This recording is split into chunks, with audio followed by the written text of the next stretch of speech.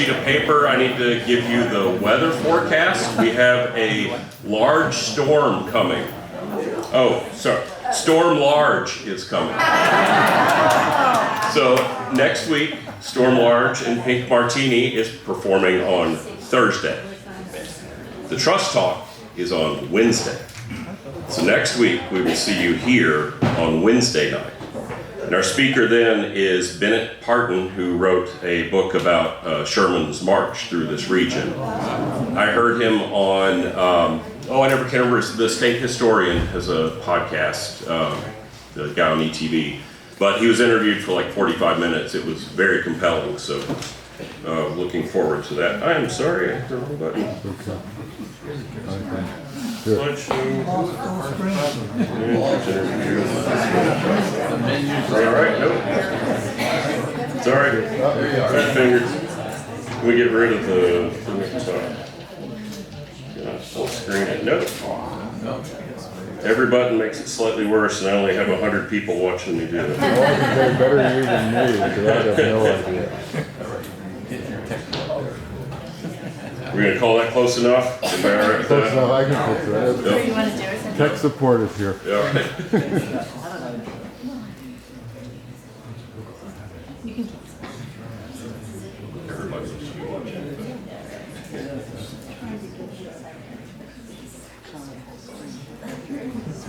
Yay. Okay. All right. So next week, to be here Wednesday. That's the most important thing for that week. So a couple of quick research updates. This one we mentioned in the newsletter, but there was a recent paper in Herpetological Review, which about half of this audience subscribes to. And it was a paper co-authored by Thomas Rainwater, who works out here, and Tony Mills, who all of you know, where they had found a leucistic alligator. So this is an animal that had white coloration over its body. And there's not too many of those. In fact, there's been a few famous ones in zoos around the US that some of you may have seen.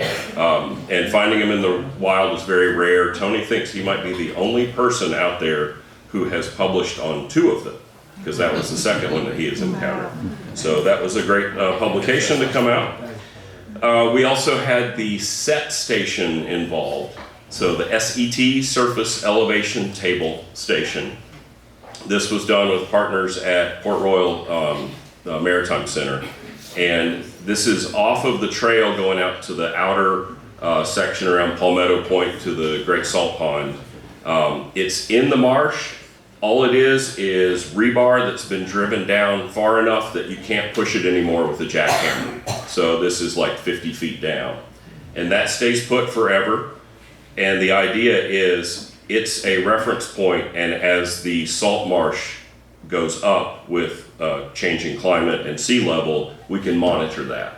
And so Port Royal Sound Foundation is doing this all over the region, and I insisted on one being out here. We found a spot where no houses can see it from your house, but currently, because they had to walk back and forth through the pluff mud, we had undergrads up to their chests at one point.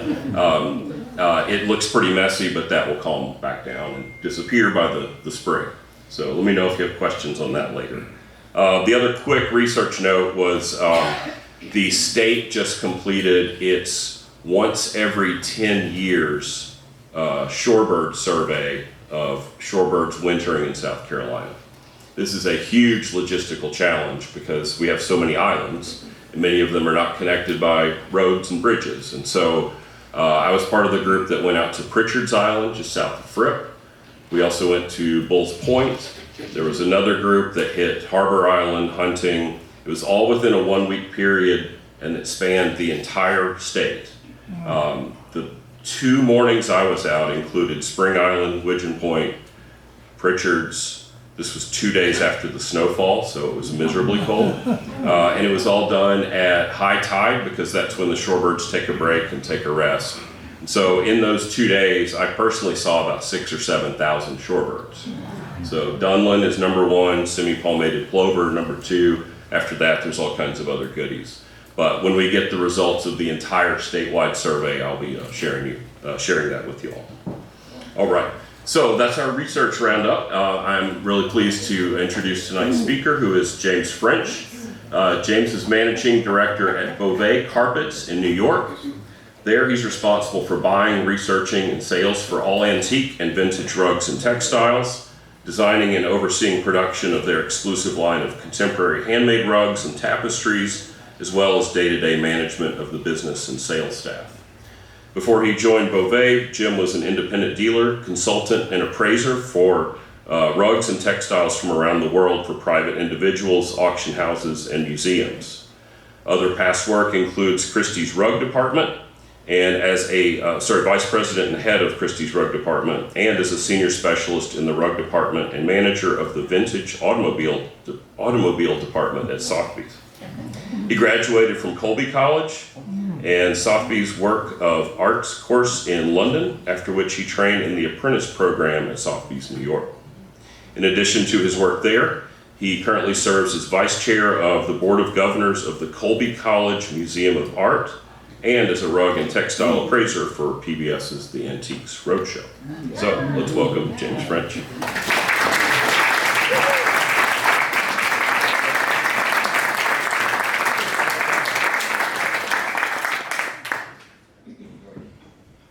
I think I've turned myself on, so for the sound. So thank you. I'd like to thank the Trust for inviting me here, and especially Patricia LaValle and Jeff Hardigan for inviting me down and so generously hosting my wife and I for the last few days. And thank you all for coming tonight. I hope you'll enjoy it. When I talk about rugs, I always try not to teach you about rugs because it's a vast subject and there's absolutely no way in an hour talk or 40-minute talk that you can learn anything about rugs. So what I prefer to do is try to set rugs in a cultural context. Is what do rugs mean to the world and what are they meant to the world throughout history? Because in today's world, most people think about rugs as just floor covers, something to put on the floor. There are collectors, there are people who appreciate them more, but the general public views rugs as sort of tertiary objects, things that you don't really have to think about. They should be cheap, you're going to walk on them, you're going to do all of this stuff. And as this first slide indicates, this is what I think most of the public thinks of the rug world. A strip mall storefront full of stuff and usually going out of business. But that's not really been the case, and it's really not the case throughout the world today. Rugs have played an integral part of the artistic history and the cultural history of the countries that they've been produced in throughout the world.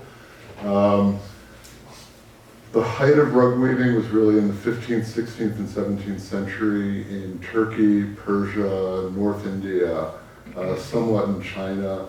And of course, I don't have contemporary pictures to show you of that because they didn't have film. So we're looking at it through Persian and Indian miniatures. And what I think is really interesting is that miniature painting was probably the highest art form in the Safavid and Mughal era in the 15th, 16th, and 17th centuries. And the next highest art form were rugs, the creation of rugs. And the artists creating miniatures were often the same artists producing the rugs. But as you can see from these next few images, there are rugs everywhere. Here you have rugs on top of rugs on top of rugs. Even in the background here is an artist's attempt to depict a rug that's being rolled up. And then on the left side, you can see again, rug on top of rug on top of rug, because it was integral to their identity as people.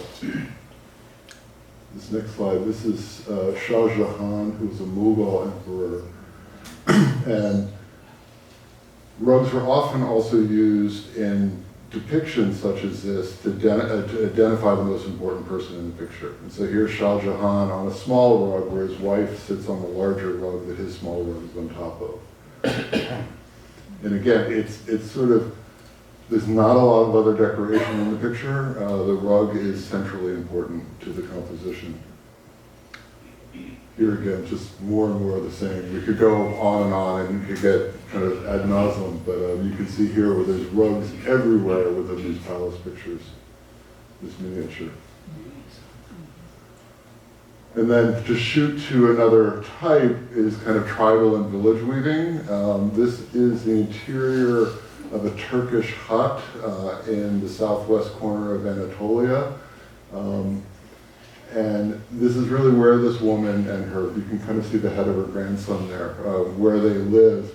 And you can see all of their furnishings are rugs. The hut is totally void, except for a cook pot in the lower left corner, and then all of the rugs are in storage, and at night, those will all come down, be spread across the floor, and it's what they'll live on, what they'll sit on, what they'll sleep on. And as you can see, the size of, it's hard to tell from here, but the size of this hut's probably about 10 by 20 feet, which is the size that most of the Turkish village houses are. And they have far more rugs than they need, because this was their wealth. This was the way they said, I am rich enough that I can have more rugs than I actually need. So it's a great image. And then the last image about Eastern is so integral that they started to teach girls how to weave at very, very young ages. And this is a Turkmen child in northern Afghanistan, learning to weave on what's called a toy loom. But it's such a part of their culture that the women in particular, because women do most of the weaving, learn it from a very, very early age. And I think that, as a Westerner, I'm not surprised by this. This is the area where rugs were developed, where they were made, so you kind of expect, of course, rugs are an integral part of their society. What I think is less known is, throughout history, how rugs have been treasured, valued, and really appreciated in the Western world. So here we see a portrait of, after Hans Holbein, a portrait of Henry VIII, standing on a 16th century Turkish rug. And it's in these portraits, in European portraits with rugs being depicted, it's really to kind of show the sophistication, the taste, and the wealth and the power of Henry VIII. That he was a man who could actually have a rug, stand on rugs, and it's known that Henry VIII had actually quite a large collection of Turkish rugs. And this continues throughout. This is a later mid-16th century, it's actually a mural by Lorenzo Lotto, who is an Italian painter. This is the Alms of St. Anthony, is the mural painting. And you can see again, even though this is an ecclesiastical picture, they have a Turkish Eastern rug in the foreground to kind of show,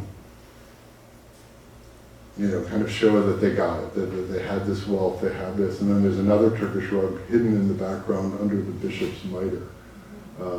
Remember this rug. You're going to see it a little later in the conversation as well.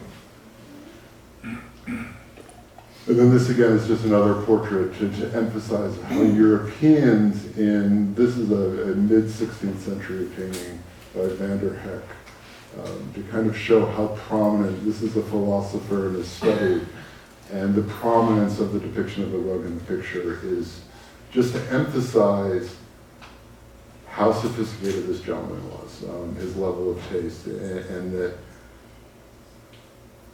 rugs were an integral part of showing that to the rest of the world. Now, I'm going to spend a little bit more time than I normally would on a commission of rugs by Louis XIV, commissioned in 1668 for the Grand Gallery at the Louvre. And the reason I'm going to spend time on this is it's amazing. It's probably the most important documented commission of rugs of anywhere in the world, including the East. And it's also fresh in my mind because there's an exhibition in Paris 2 weeks ago that my wife and I went to. We could see it. But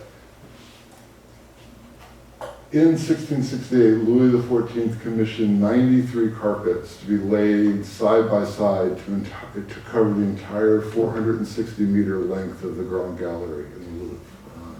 And the intention of this is that his throne room was at one end of the gallery, and the entrance to the throne room was 460 meters away at the other end. And so it was anyone who had an audience with the king had to come into this gallery and walk for 460 meters down on top of these rugs, the likes of which that person never would have seen. Even like the Persian ambassador, the Turkish ambassador, never would have seen something so magnificent and in such splendor and such abundance. And it was again a way of Louis kind of flexing his muscle as to how sophisticated, how important he was as a world leader. The rugs were all designed by Charles Lebrun, who was the court painter to Louis XIV in his workshop. And of all 93 pieces, no design is repeated. So, and from a rug person's viewpoint, what's amazing about these is that rug weaving in Paris, or rug weaving in France at the time, was only about 40 years old. And these rugs are of incredible sophistication, incredible quality in terms of the weave quality, the pictorial quality, and all of that. And of the Grand Gallery carpets, you can see the rug here has kind of a grisaille bas relief, and then the other one has a scenic landscape, and those were intended to alternate as you went down the Grand Gallery. To put these in perspective, this is a floor plan of the Grand Gallery, showing the intention of how all 93 carpets were to be laid out. And the missing holes that you see here, this plan was done in 1982 to look like a 17th century plan, but it was done. And the missing holes are the pieces we don't know where they are. Currently, the Grand Gallery pieces, I'll go back, 41 pieces are in the collection of the Mobilier National in France, which is the French government collections, and then there's other pieces dispersed throughout the, really throughout the world. I mean, interestingly, Louis XIV gave one to the King of Siam in 1682 as an ambassadorial gift. So that was, again, emphasizing the cultural importance of a rug to the French people at the time. And then during the revolution, the French Revolution, a lot of these rugs were used to pay off war debts, to be sold to raise money for the Republic. One thing I forgot, I'm going to go back, one thing I forgot to mention is that with all this great plans, and although the commission was completed, the rugs themselves were never installed at the Louvre. It took 20 years to make them, and by the time they got done, Louis XIV had moved all of his interest to Versailles. What was the weave? It's not a pile, it's the same weave as you would expect with a... Tapestry? No, tapestries are flat weaves. These are not a pile, like a traditional carpet weave. It has a, it has like a, what's a more generic word for pile, like a plushness. They're thick, but they're very tightly woven. So these were never installed, and they have been dispersed around the world. And so as I'm mentioning, this is to see, 2 weeks ago in Paris, the Mobilier National, in conjunction with a curator at the Met Museum in New York, took the 33 pieces that are still at the Mobilier National in good condition and laid them out as they originally intended to be seen at the Grand Palais in Paris. And believe it or not, this is the first time in 300 years these carpets have been seen laid out in the way they were intended to in the 17th century. Is it coming to the Met? It's not coming to the Met. The Met's doing a mini show of the three pieces they own. It's worth seeing. Yeah, it's kind of a, but and that's just another view to kind of show how magnificent this was. But just another view. And this is a few details now so you can kind of see how incredible the designs of these pieces are. This is a rug that's depicting at the time the four known continents of Europe, Africa, Asia, and the Americas. And in the center medallion, the centerpiece of the detail here, you have the elephant representing Africa, the horse representing Europe, the camel representing Asia, and then the crocodile representing the Americas. But I think since we're in Spring Island, we're going to change that to an alligator.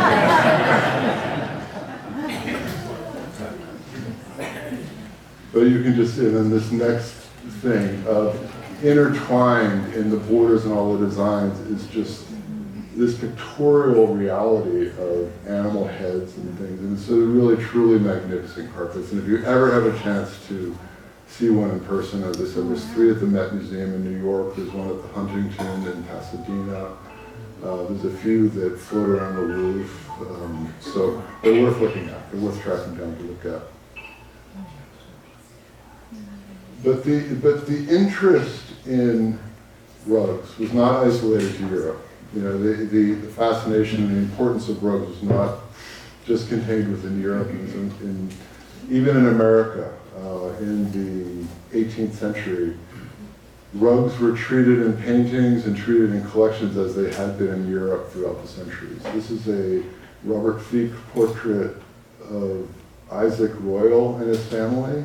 Royal was a Bostonian merchant and involved in some other less savory trades. Was one of the richest men in Massachusetts at the time, and he chose to have his portrait of his family depicted with a 17th century Turkish rug in the foreground. And this is both mimicking the European tradition of showing your taste, your sophistication by being portrayed with rugs.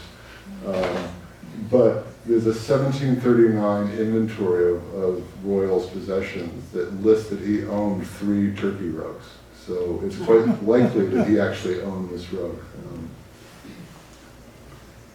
And then again, just to re-emphasize, Gilbert Stuart's Lansdowne portrait of George Washington, of him standing on an 18th century Turkish rug. Again, it's the kind of, with all of the other accoutrement of George Washington's power, the rug emphasizes that. And Americans would have been aware of that at the time. And just for fun, to take the man who didn't want to be king and the man who wanted to be king, basically in the same manner.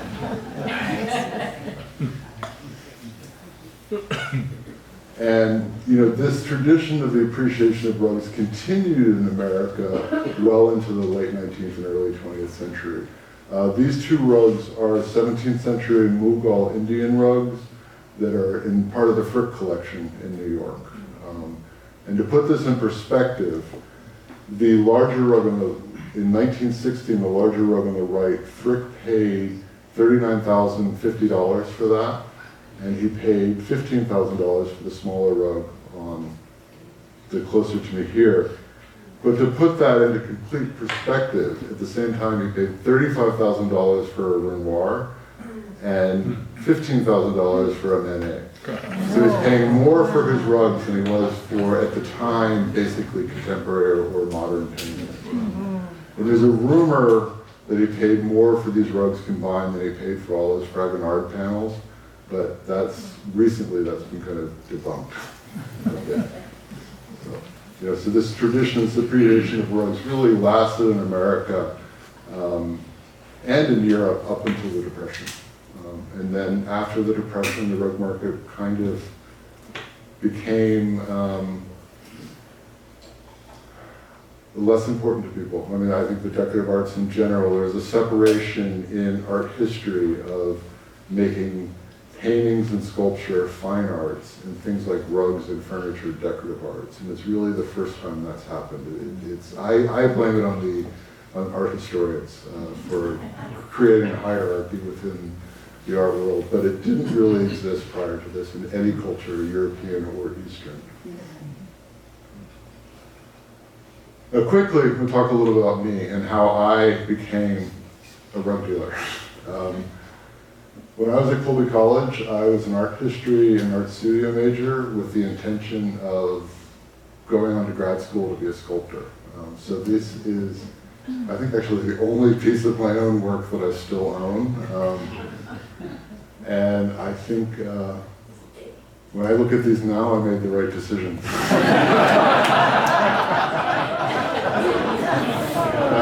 But it was interesting. So when I was at Colby studying art, and really my senior year, and started to apply to MFA programs, and kind of woke up one night and said, I do not want to be an artist. And I went to my sculpture professor. Her first words were, I was wondering when you're going to figure that out. And then I went to the head of the then director of the Colby College Museum of Art and said to him, Hugh, I have no idea what I'm going to do. I fought with my parents about becoming an art major, and now I have no career path. And he put me in touch with a alumni who had done the Sotheby's Works of Art course in London, and said, talk to this guy. He said, you really like objects, you really like things, it's going to be a great thing for you to do to go into the business side of the art world. So I spent a year in London studying on the Sotheby's Works of Art course, and I was lucky enough to get offered a job at Sotheby's New York as an apprentice trainee for a year after that, where we worked.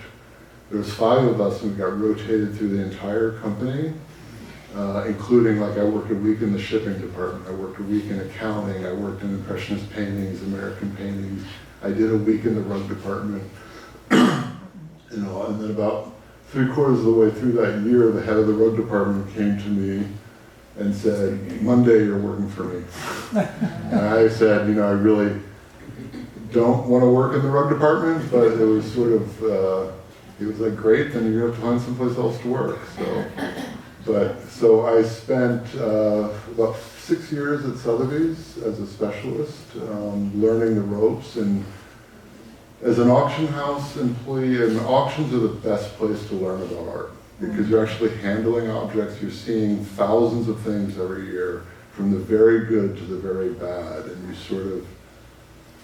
you learn that way. That's a hands-on learning experience. It's not an academic learning, it's very much a connoisseurship learning. It's about the objects, it's about looking at things. So as I quickly go through my auction house years, I'm just going to hit on some highlights. This is a rug when I worked at Sotheby's. This is a 17th century Southeast Persian carpet that was in London, and I was in London cataloging this sale. And this rug was in perfect condition. And this is what I always call my rug of humility, because I spent 3 days writing a footnote for the auction catalog as to how someone in the 19th or early 20th century had made this remarkable reproduction of a 17th century rug, because I did not believe it could be old because it was in such perfect condition. And then the night before we were going to press on the catalog, I found it in a publication, a 1901 publication, which wiped away any doubt that it wasn't 17th century. So I stayed up that entire night rewriting my footnote, and I'll never forget that. It was a lesson I learned, that I will never judge something because of something that you believe otherwise, as you really to judge it for the object itself. Then I moved to Christie's. In 1993, I moved to Christie's to restart their rug department. They had closed the rug department down about 2 years before. And at Sotheby's, there was 2 people ahead of me in line, so career-wise, it was a good move.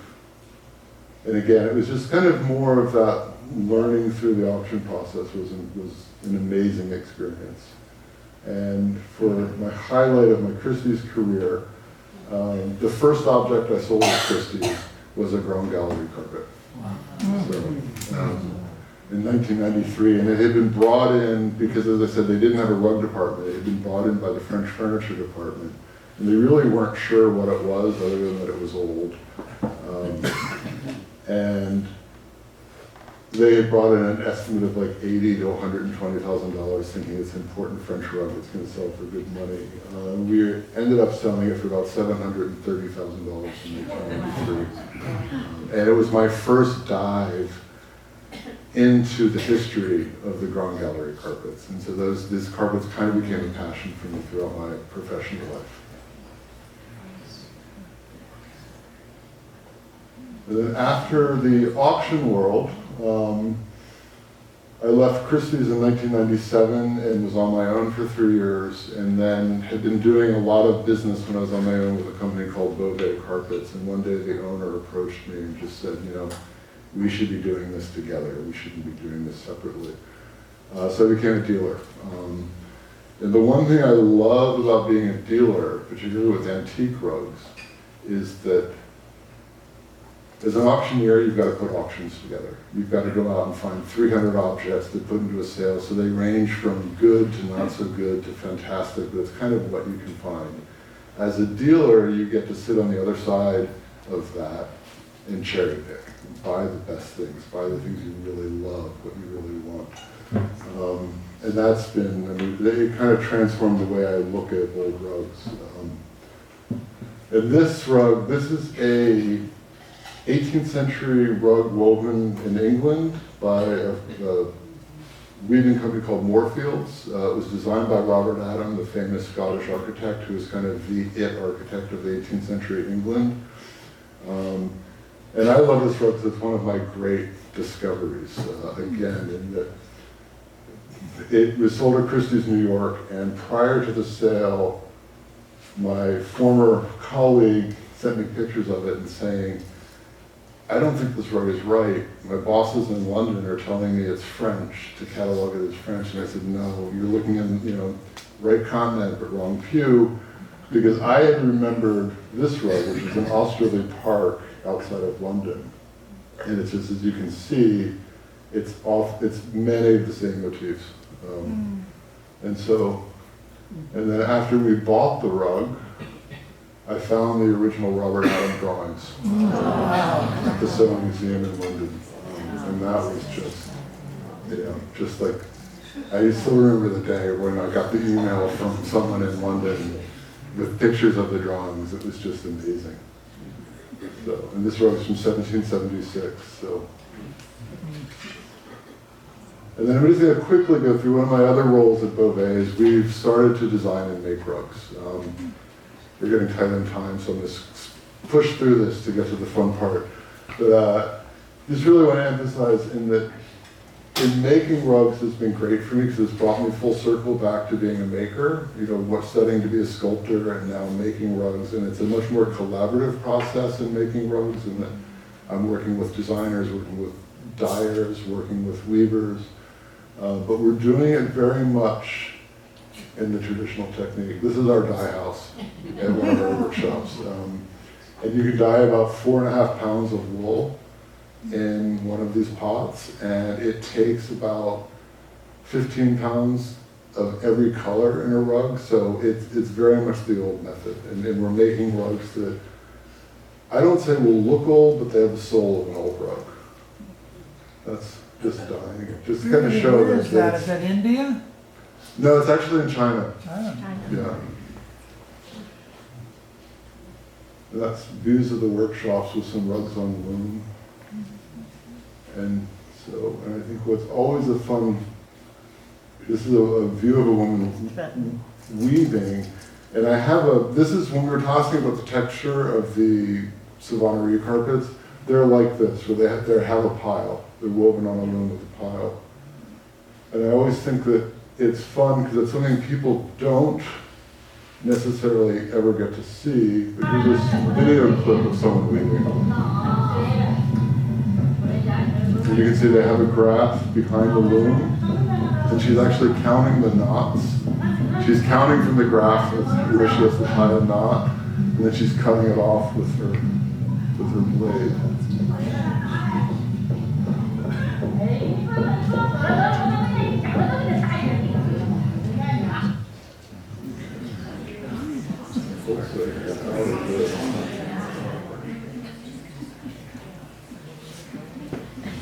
Are you using natural dyes or?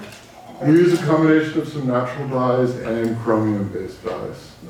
We really make the decision to use the dyes that give us the best color, as opposed to, because some natural dyes are not very reliable. Some are the best dyes you can have. And the myth of natural dyes versus synthetic dyes has been a bit overblown by the rug trade to basically trick you.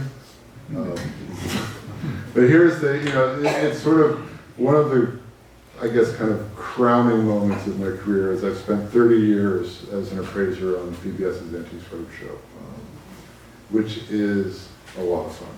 It's just a lot of fun. I don't know if I'm sure if you've watched the Antiques Roadshow, you get to see certain segments of it, but you don't really get to see the background of what goes behind the scenes. And the way the Roadshow works is that lots of people come with lots of stuff, and they wait in lines, and they go through a process called triage, where they're meeting with kind of specialists who tell them what tables they go to. Then they come in, more lines. This is actually in Savannah at the Railroad Museum last year. And then they come up, once they're inside, they come up to the specialist tables. And we look at objects. So my typical day at a road show is I'll probably look at 300 to 400 objects that people have brought to me at the table, most of which you've got to work really, really hard to say something nice about. And you literally, as appraisers, we're always joking after the show. It's like, someone woke up this morning, had tickets to the show, they went to an effort to bring this.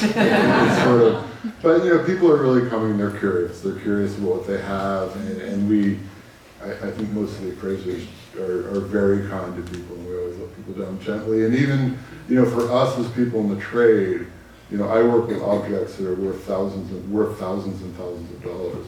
But if someone has something that's worth $100, it's meaningful to them. So we try to be. It's not just more, an appraiser looking at an object. And then ultimately, if you find an object that you think is interesting, you speak to the producers of the show, and they come over, they interview you, they interview the guests, and then we take it to camera. And that's what you see on the show, is what's in camera. And I think the next thing I'm going to do is I'll relay a little bit of the story, then let you watch the appraisal. In El Paso, Texas, which I went to do a show, and I kind of thought, in El Paso, Texas, I'm going to see a lot of the Native American rugs. I'm not going to see anything interesting. It's going to be kind of a boring day. And it proved to be true most of the day. And towards just after lunch, I was looking at a woman coming in, had something in her arms, and I said, it can't be. It just can't be. And she got closer and closer to the table, waiting in line patiently, and she opened it up.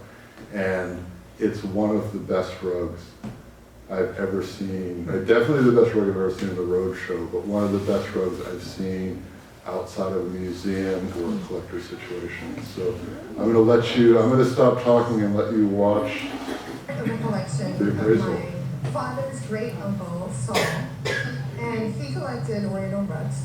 A few years ago, I was trying to gather some rugs for our house because we didn't really have any. And my mother said, some of your Uncle Saul's rugs are in the attic, go look, and you can have one or two.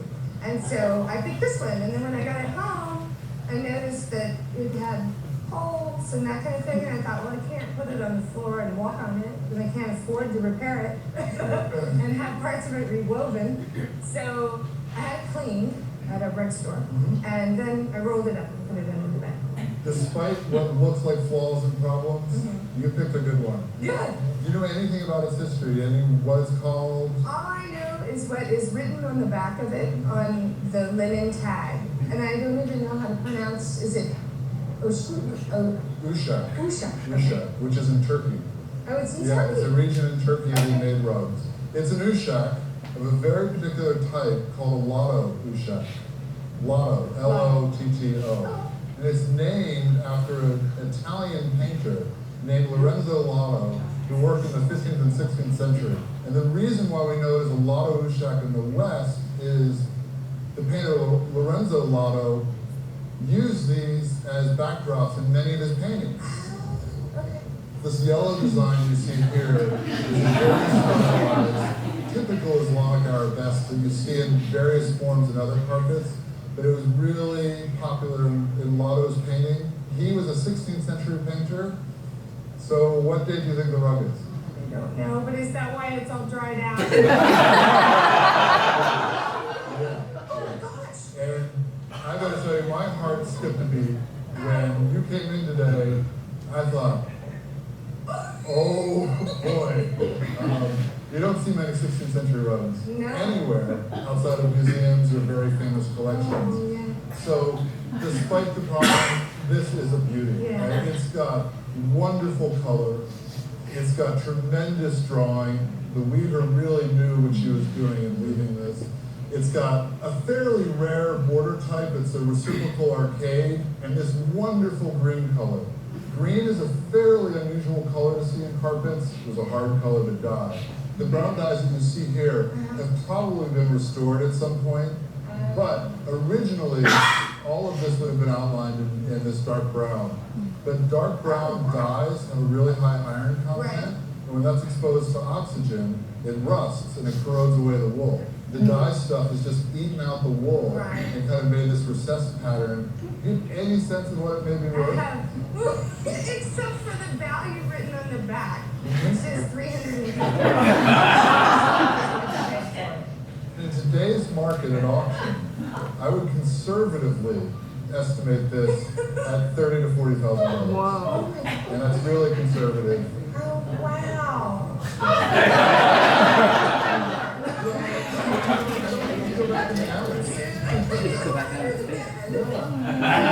In terms of the condition, it's not something I would even try to restore. How you use this today would be to mount it on a linen backing, have that stretched on a picture stretcher, and just display it on the wall. Because it's really a wonderful, wonderful thing. I didn't realize it was that wonderful. Yeah, it was in better condition, had really most of its sides intact, didn't have a few of the holes. The value would be on a very different scale. We'd really be looking at probably $250,000 to $350,000 today. Oh my goodness. Wow.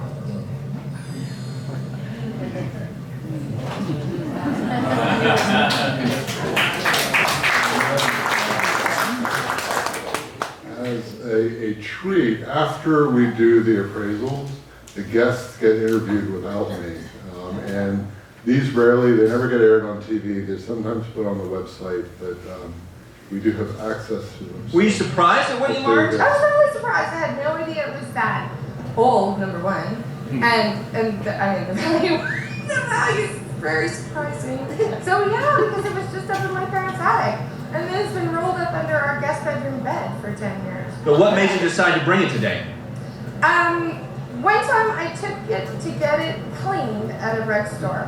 And a guy from Los Angeles was at the rug store and saw it and called me and wanted to buy it. And he offered me somewhere around $1,500 to $1,700 for it. And I thought, well, I don't want to sell it, but I wonder why he's so interested in it. Because he wanted to take a photograph of it too. That gave you a clue that there was something about I it. should bring something. This is something that would be a good thing to bring. So this is in a different ballpark than what you must have been expecting, right? Oh, yeah.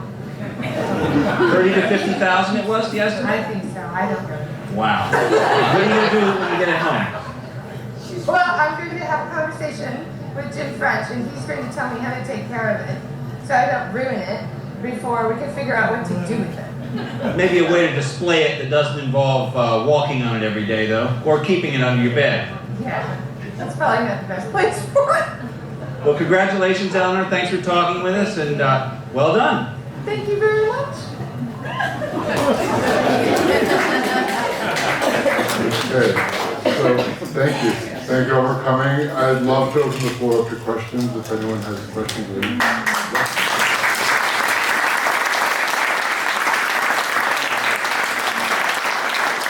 surprised at what you learned? Sorry. sorry. Let me just get out of all this.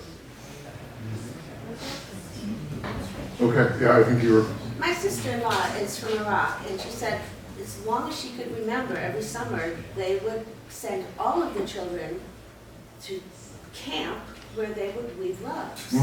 And so she's my age, so maybe she's 70 now. Is that still going on? to a much lesser extent. The traditions that it's talking about this being kind of integral to people's lives has changed as these worlds have modernized. It's changed. They're still in the countryside, in rural areas in Iraq, Iran, Turkey. Girls are still learning to read at fairly young ages, but it's not the constant thing that you would have experienced, that she would have experienced at her age group. Yeah. We're in the Carolinas, which in its day was the center of the textile industry in the United States. I'm curious if there are American rugs that are highly prized or particular quality. Not really. I mean, with the exception of indigenous American rugs, which are very highly, I mean, the good ones are very highly prized. But that's it's the one area of rugs that I don't cover as a specialty, because it really falls into Native American arts as opposed to rug traditions. I think there's a question over here. Does it devalue a rug to repair or wash it? If it's like a quality rug and you're not certain, what should you do? It really depends on the rug. Like this, like if you're using it, you absolutely should repair it, wash it, repair it, because the way rugs are woven is once you have a hole, that hole is just going to get bigger and bigger and bigger and bigger. If you lose things on the sides, it's just going to get worse and worse. So if it's down, you're protecting the rug. How much you spend on that conservation work depends on the value of the rug. But like as I was saying during the appraisal of the Lotto Ushak, that's a rug I wouldn't touch. I would mount it. That's going to be a collector's rug. It's going to be hung on the wall. So something like that shouldn't be restored. Something like what I'm standing on here, which could use some restoration, is not worth restoring. So it really depends on the rug itself. Do you have any recommendations of somebody that you wanted to know more about your rug? You can email me pictures. Email pictures? Yeah. I'll find out how you get my email available here, and you can just send me a digital snapshot and tell you about your rugs. Okay. Otherwise, there's an auctioneer in Savannah, Everhart Auctions. They would be a good source to get a valuation of anything. So. And Amanda Everhart, I've worked with her for years. She's a wonderful person. It's a place to know about. If you're interested in antiques at all, it's a place to know about. And they're just in Savannah. Yeah. My husband and I used to own carpet and rug stores and flooring stores in California. But one of our favorite rugs was given to us from one of our suppliers, and it's an Afghani war rug. And can you just tell us a little? I mean, I know the story behind it, but like nowadays, what do you think? Yeah, nowadays they kind of she's asking about Afghani war rugs, which were rugs that with the Soviet invasion of Afghanistan in 1980. A lot of the women who were weaving started to incorporate legitimately war motifs, like the design motif that's called a bote, which looks very much like a hand grenade, became hand grenades. Branches became AK-47s. And they were really authentic. The women were, the tradition of tribal weaving is you weave what you're surrounded by, and these women were weaving those. And so for about 3 or 4 years, they were authentic war rugs. But when they made it to the West, to the European market and the American market, people went crazy for them. And so the Afghanis, being smart people, were like, we're going to make war rugs. And so thousands and thousands and thousands were made in refugee camps and things. And so they've kind of lost their value because they became a commercial product as opposed to an authentic product. Yeah, way back. When you put your carpet on the wall, does it come a tapestry then? No, still a rug. The reason I ask is in Hampton Court, and you were kind enough to show my father, Henry VIII. So, and in there they got these Flemish tapestries, and they are so rare, so expensive, and they say that Queen's jewellery is the #1 item in England. That's the richest. The next is the tapestries in Hampton Court. Yeah. And Yeah, no, I mean, but when you put a rug and a tapestry are related weavings, but like the term rug doesn't mean it's on the floor, it's really the technique, how it's woven. So if you put a rug on the wall, it's still a rug. What's interesting, just a total aside, with Henry VIII and Hampton Court tapestries is that there's very good evidence that Cardinal Wolsey's downfall was that he wouldn't give Henry VIII the group of carpets and tapestries that he'd received from the Venetian ambassador. And that was kind of the final straw that Henry was just like, forget you, you're out. Anyone else? I'm interested in what size those rugs were that are in the French exhibition. They range, look enormous. yeah, they're enormous. They range from 10 feet wide to about 20 feet wide, and they're all about 23 feet long. Wow. Except, I'm kind of lying because they're actually woven sideways, but the dimensions as we think of them are range from 10 to 20 to about 23, 24 feet long. And it took 20 years? 20 years to weave the commission. So would you put that on a frame, or would they make them in panels and then? No, they were on looms. They were on looms. Yeah, they were on looms where, if I can get back to it. Where would they? Like curves? Yeah, like you see how in this picture, or there's even a clearer picture, where the underlying thread is called the warp thread. What you're seeing is white thread, and that's put on the loom. And then each design color is tied individually by hand in a knot.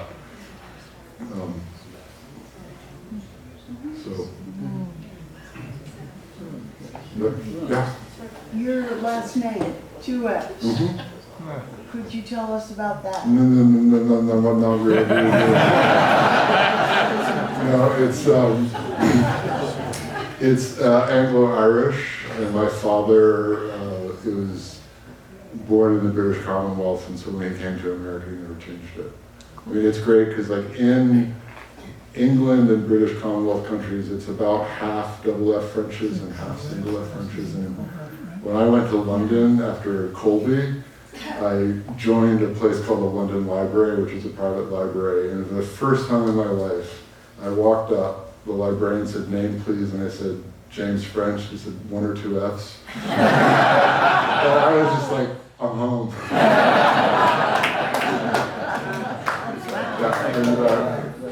how many people really worked on a rug that took 20 years to make? Each of those rugs would have had probably 5 to 6 women weaving it. And the rugs, it was the whole commission that took 20 years. There's documentation that the rugs themselves were taking between 1.5 years to 3 years to weave individually. And they were being delivered to the French court as they were finished. So, but it was a whole commission of 93 pieces. It actually ended up being 114 rugs because through the whole process, as they said with the King of Siam, Louis XIV kept giving rugs away, so they had to be remade. I noticed in one of your early pictures of the old rug, the pattern wasn't consistent all the way across. You know, it seemed like there were almost like lines. You could see where. Oh, in the miniature paintings? Yeah, when Yeah. we stopped and another started. Is that because different people worked on different sections of it?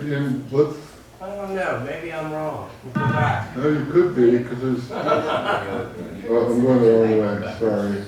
It was back towards the beginning. Yeah.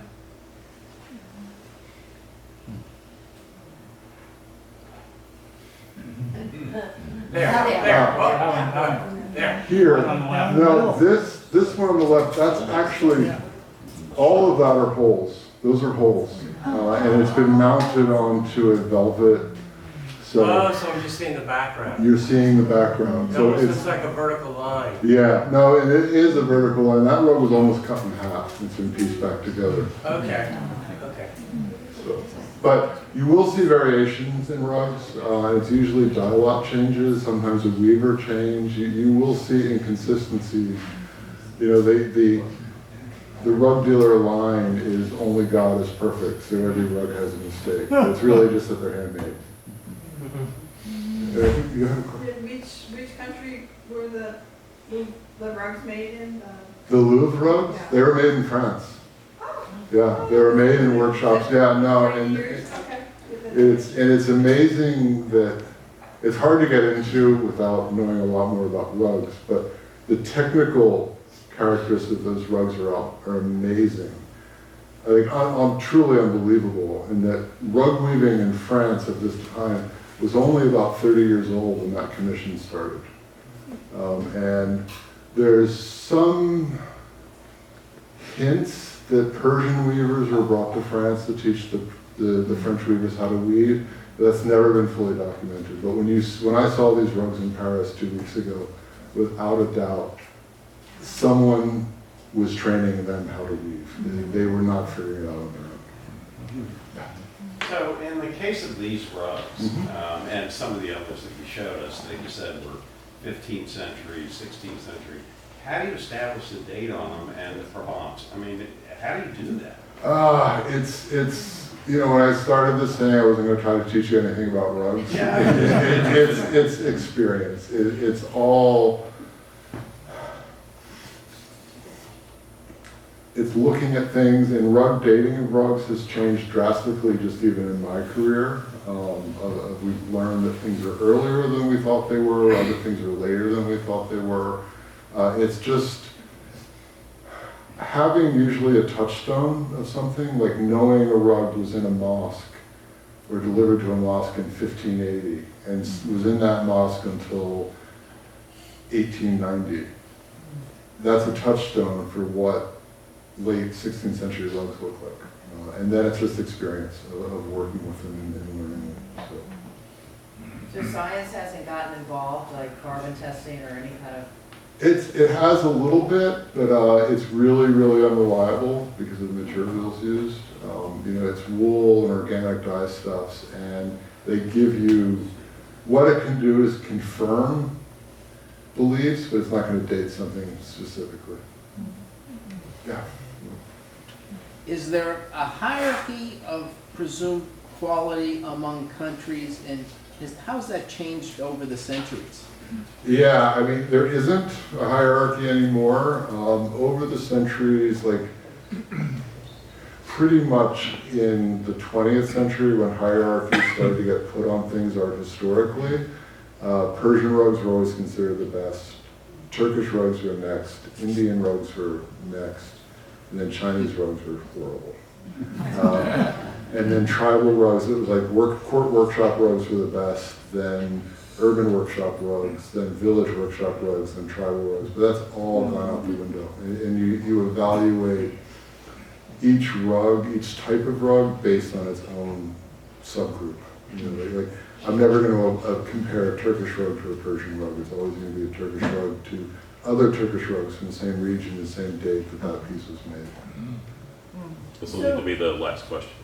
So in the beginning, you kept talking about Turkish rugs, and I was surprised because I thought you were going to talk about Persian rugs, you know, all the time. So how did it happen that the British were putting all Turkish rugs in their paintings? They were the most available. Basically, those were getting exported. We had, through Venice, you had the best trade routes into the Ottoman Empire, and it's really just commerce at that point. Persians also tended to keep their rugs. The Turks tended, and that shifts in the early 17th century. We start to see a lot of Persian rugs in paintings as well. Okay. So, Thank you so much. my pleasure. Thank you.